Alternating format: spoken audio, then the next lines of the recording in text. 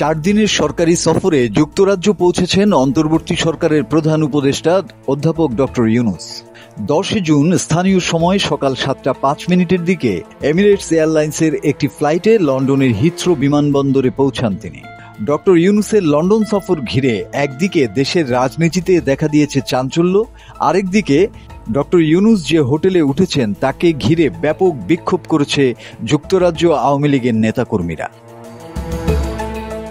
এই সফরে তিনি ব্রিটেনের রাজা তৃতীয় চার্লসের সঙ্গে বাকিংহাম প্যালেসে সাক্ষাৎ করবেন এবং রাজা চার্লসের হাত থেকে ব্রিটেনের সম্মানজনক কিংস চার্লস হারমোনি অ্যাওয়ার্ড গ্রহণ করবেন।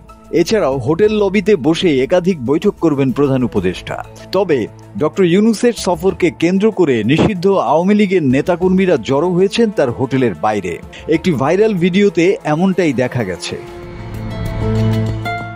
ভিডিওতে দেখা যায় সফরকালে লন্ডনের যেই হোটেলে অবস্থান করবেন প্রধান উপদেষ্টা, সেই হোটেলের সামনের রাস্তায় যুক্তরাজ্য আওয়ামী লীগের ব্যানারে জড়ো হয়েছেন বহু মানুষ।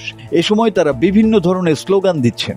পাশাপাশি ডক্টর ইউনূসের সমর্থনে রাস্তার অপর পাশে আরও কিছু মানুষ জড়ো হয়েছেন। প্রধান উপদেষ্টাকে স্বাগত জানিয়ে তারা বিভিন্ন স্লোগানে মেতে উঠেছেন।